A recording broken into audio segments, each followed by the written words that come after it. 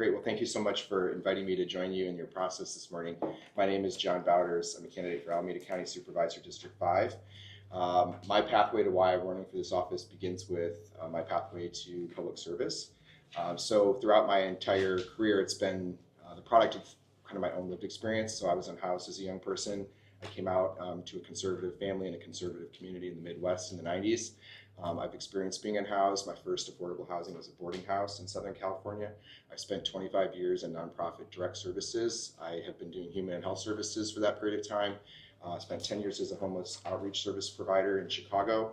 I got a scholarship through the AmeriCorps program and a public interest scholarship. I went to law school, became an attorney for people who were unhoused in Chicago. And I spent the last 14 years here in the Bay Area, 10 of which I have spent at the Alliance for Safety and Justice, and I represent crime victims, mothers of murdered children, sex assault and DV survivors, and helping them access the victim compensation program and community-based wellness. I moonlight as a council member in Emeryville. I've been doing that for 8 years, 3 of those years as the city's mayor.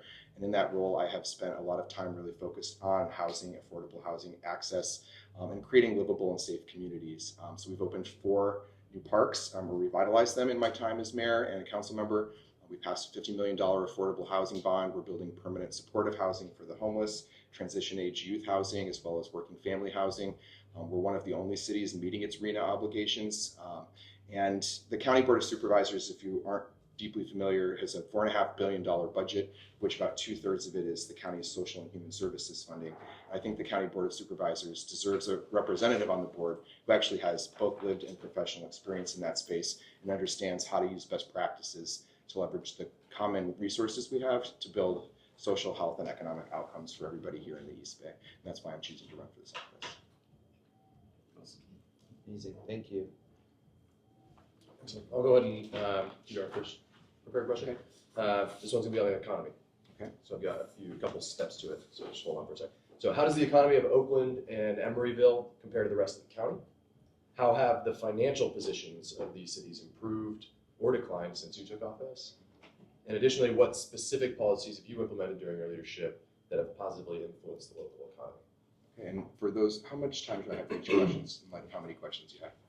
You have, go ahead. Yeah, you have roughly, we have 5 minutes per question, Okay. 5 to 7 minutes, but we'd maybe have some follow-up, so roughly 5 minutes. Okay, great. Well, so Oakland is the economic engine of the East Bay. It's at risk of losing the power that it has and the potential it has, but Oakland is really the epicenter, and most of the surrounding cities benefit from how Oakland performs. So continuing to view it as city by city is a kind of a fool's errand, because if Oakland was to not perform economically, the rest of the communities around it won't. By way of example, in Emeryville, we were a 1 square mile city. We have over 1,100 registered businesses in that city.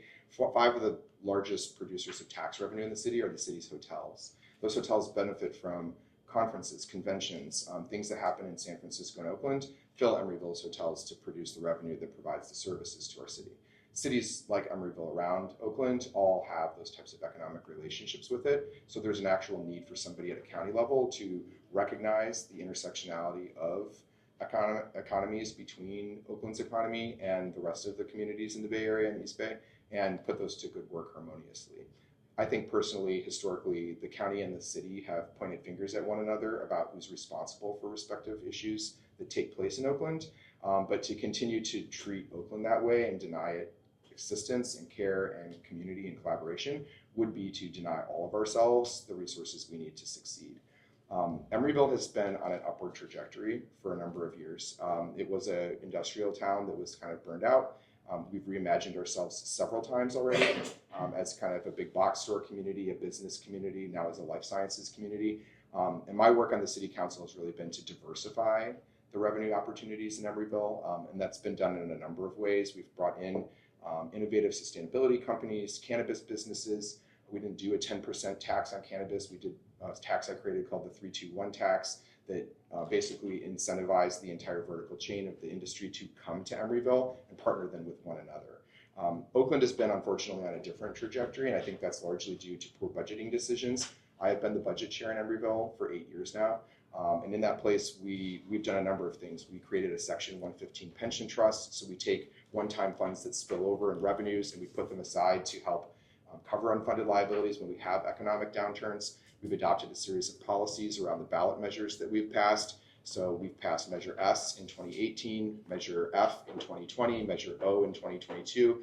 And each of those revenue streams were designed to do different things to permanently fund programs in the community. Measure F created funding for police, fire, and early childhood education because we believe that public safety investments need to be at the root causes as well as on the day that we're in. And with that, we've had revenues that exceed what we need to expend annually for those purposes. We've put them into a reserve fund so that, again, in economic downturns, we have resources available to continue the baseline services we provide our community. So Oakland, I think, has unfortunately gone in the opposite direction. I think there's an imbalance in the Oakland budgeting process whereby there are people making decisions that really benefit only sectors of the Oakland workforce, only sectors of the Oakland stakeholder community. And we're seeing that imbalance play out, and there's a structural deficit in Oakland's budget that won't be filled with one-time reallocation of funding or resources into what is essentially a problem that will continue to persist until leadership changes are made. So for the county, I think the last question, if you could remind me, what's your last part of your question? Oh, sure. We talked about specific policies you've implemented during your leadership that positively influence the local economy. Talked about the economy of Oakland and Emeryville, how they compare to the rest of the county. Mm-hmm. How have the financial positions of these cities improved or declined since you took office? Okay, yeah. So I think I've answered the question, hopefully. I would say in terms of how they relate to other parts of the county, in our city, we have to be extremely nimble. You only have 1 square mile to work with. Every land use choice you make is going to be one that will be there for 50 years. Every business that comes in or leaves is going to have a significant impact on what we're doing with our community. So we have a very hands-on approach. I literally get phone calls from businesses that say, I had a property owner about a couple months ago. The property owner called me and said, we have this large business that wants to relocate here from Oakland. And is looking at 200,000 square feet of manufacturing space on the north side of the city. They're 2 hours early today, and they have a bunch of questions about a city ordinance. Is there any chance that you'd be available for a phone call? And I said, they're there now. They're like, they're going to be here in 10 minutes. And I got on my bike, and 3 minutes later, I was there waiting to greet them because it's 1 square mile city, why not? And took 20 minutes of questions for them before they began their tour, and they're now applying for a CUP, and we will have a very significant large business partner move into our city. I think that nimbleness and that willingness to engage is what makes Emeryville such an attractive place. We've removed a lot of the bureaucracy, streamlined the development and approval process. It shouldn't take 2 years to get something approved. It shouldn't take 10 applications to get something permitted.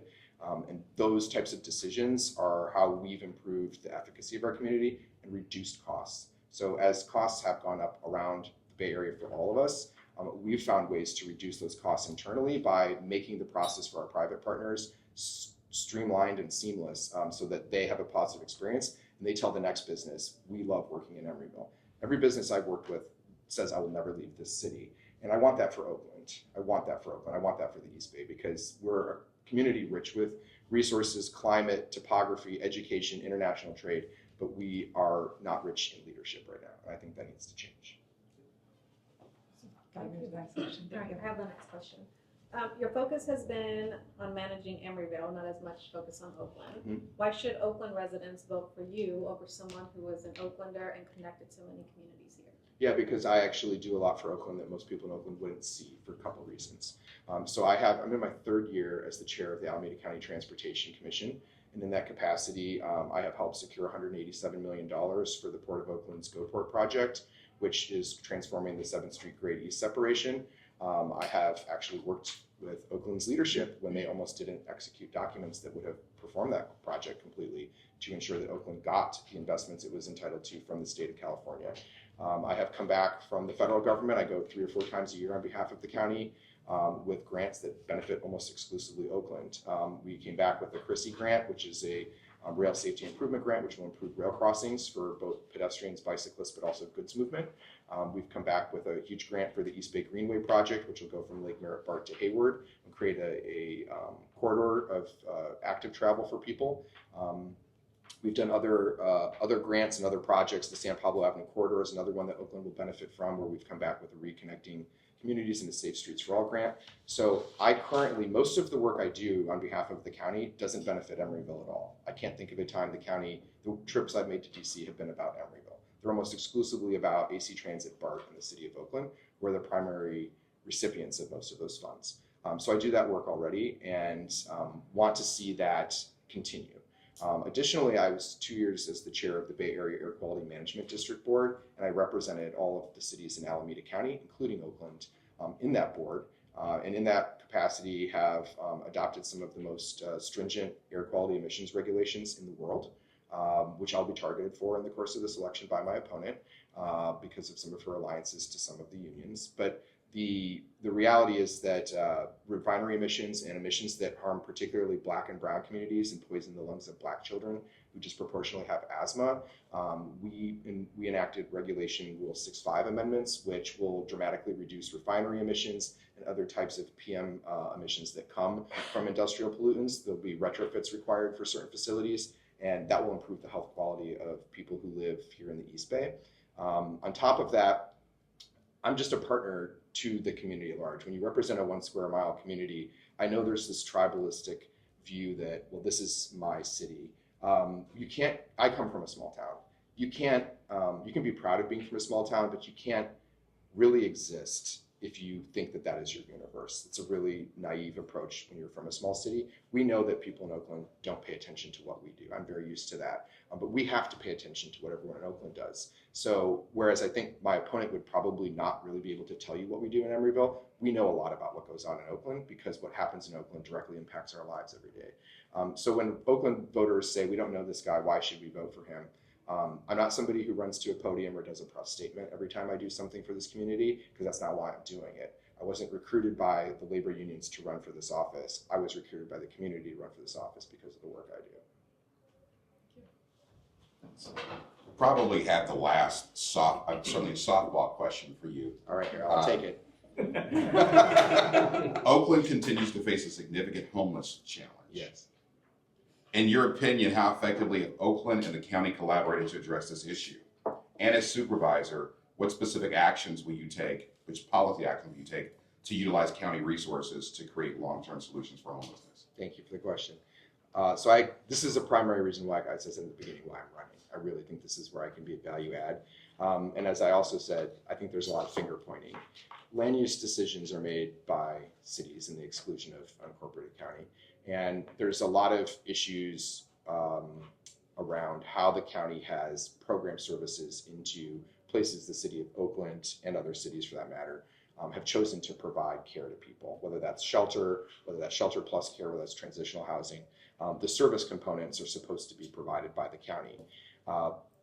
The coordination level is very low. In the strategic plan for the county, we're supposed to have navigation hubs. We're supposed to have at least 3 of them across the county, a North County hub, a South County hub, and a Central to East County hub. And these types of centers I've worked at for a very long time. They're designed to be one-stop shops for care where a person can come in, and if you were all each different social service agencies in the county, I do one uniform intake. I have to tell my story, which is often trauma-inducing story for people one time, and then I'm given an individualized plan with each of you for what it is that I need. In places like Salt Lake City, places we don't think of as progressive, they literally coordinate all of these services, and the 2nd floor is the men's shelter, the 3rd floor is the women and children, and the 4th floor is psychiatric needs and holds. And you basically create an incentive for people to stay and get care, receive their mail there. Their benefit offices are on the 1st floor with each of the social service providers. That is what we should be doing in Alameda County, but we don't. And it's a combination of failed coordination between the city and the county, and also kind of a chicken and egg, what comes first approach. There are opportunities. By way of example, the Eastmont Mall is a place where there are already a wealth of existing social services. Alameda Alliance is there, other senior care services and programs are there, and there is a lot of also unused space. Okay, the county has the contracts for the spaces that are occupied, and they could actually provide more shelter or some form of assisted care. They could actually put additional services and shelter programs there so that people who are in most chronic need are there in the place they get help regularly, and then the focus is on navigating them to permanent housing. So I do see opportunities for the county to lean in and do that. I think the county sits on too much money in reserves. So while the county has been excellent in budgeting, and I think Supervisor Carson, who's been the chair of that, has done a fantastic job over his years of leadership. One of the things I'd like to talk about with the county is, 1, how do we optimize the funding we have and the contracts we use? But 2, we are sitting on a lot of Mental Health Services Act funding. We keep it in reserve in case there's an economic downturn so that we don't have a dip in care we provide. But I think that the amount that we're saving is probably more than what needs to be saved, and we can and should program additional funding.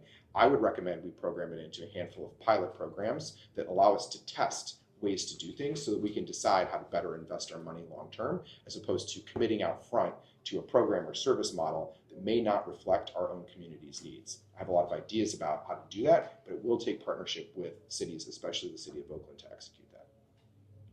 You're welcome. We have 2 minutes for follow-ups. They have to be kind of quick follow-ups if we have any from the team.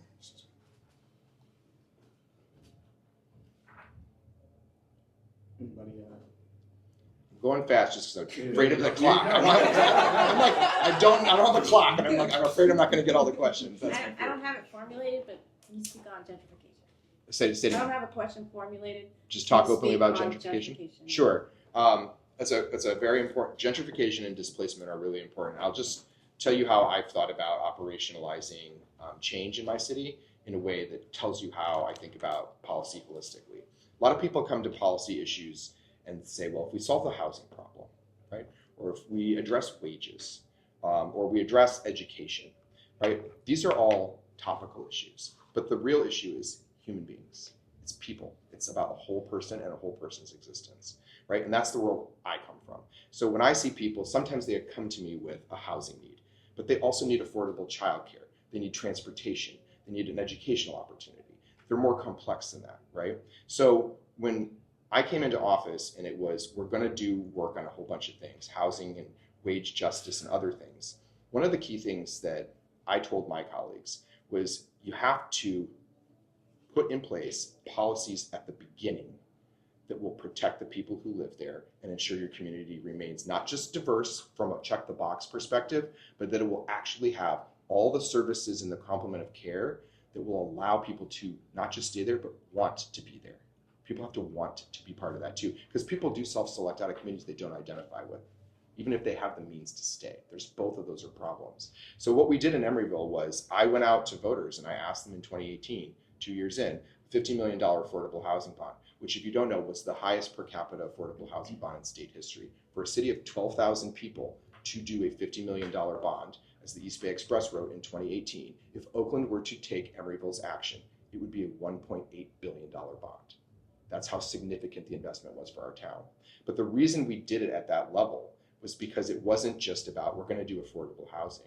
It was if we're going to make these other changes on how to streamline development to allow market rate housing to flourish, or we're going to improve streets and parks. When you do that, you improve land value and you improve the cost of living and you improve the cost, you increase, the cost of living and housing, and you force out people when landowners and other people have other choices to make economically based on the government's actions. So for us, it was we need to place keep first. So we developed a plan to take the last 7 properties owned by the city, and with that, we a housing expenditure plan, and we tied the funding to all of those projects. And so with it, next year, 90 units of permanent supportive housing will open, 43 of them for people who are 15% AMI or below, who are homeless with chronic mental illness. We got state law changed, and we're going to create a transition age youth project for foster youth and homeless youth aging out of care. Some of those units will be alongside senior units for seniors who are facing isolation and want independence in adulthood. We are going to have units for working families like teachers, people who do construction here who don't have to come from Modesto or Antioch to their jobs every day. They should live in our community. But with it, we did the other compliments I talked about. We ran a 1/4-cent sales tax in 2020 to permanently fund our child care center. We're one of less than 5 cities in the state of California that as a city runs a child care center. City employees are the staff at the child care center. We apply for our own license as a child care provider, and we give living wages and health benefits and pensions to child care workers. The highest paid child care workers in the county are in Emeryville, right? And so with that, our residents and our workers get to come to our city every day, and they have economic justice for them. We run the Emery-Go-Round. It's a completely free, and I'll get back to the word free, transit system. You don't pay a fare to ride it. All the property owners in the city contribute to a parcel-based improvement district. I pay $123 on my property tax bill every year, but that service, I can ride it every day, no days, however many times a day I want. And people who are on fixed or low incomes who don't want a car, because that's part of our bigger view as well, they can live in our community as well. So people who have to make economic choices about childcare, housing, Wages. We have the highest minimum wage in the nation. We're one of 5 cities in California that has a predictive scheduling ordinance. The National Labor Board did a study for 5 years about our ordinance on Fair Work Week and found that people had to work fewer jobs. They got more hours, more of them obtained their education degree, and more of them reported basic line things like we sleep more, we have greater health outcomes. We've been integrating all of that. And then Justin Phillips in the Chronicle wrote a year and a half ago, Emeryville is the city that's got a Black resurgence. It's the only city in the East Bay that's increased its Black population each of the last 2 censuses. I don't think that's a mistake. I think that's a combination of policies that don't just improve your community, but actually keep people in there as well. And I think you have to do that holistically as opposed to siloing policies. Yeah. You're welcome. We're at time. We're at time. Okay. The whole time is done? Amazing. Yes. That was faster than I thought. Good stuff. Thank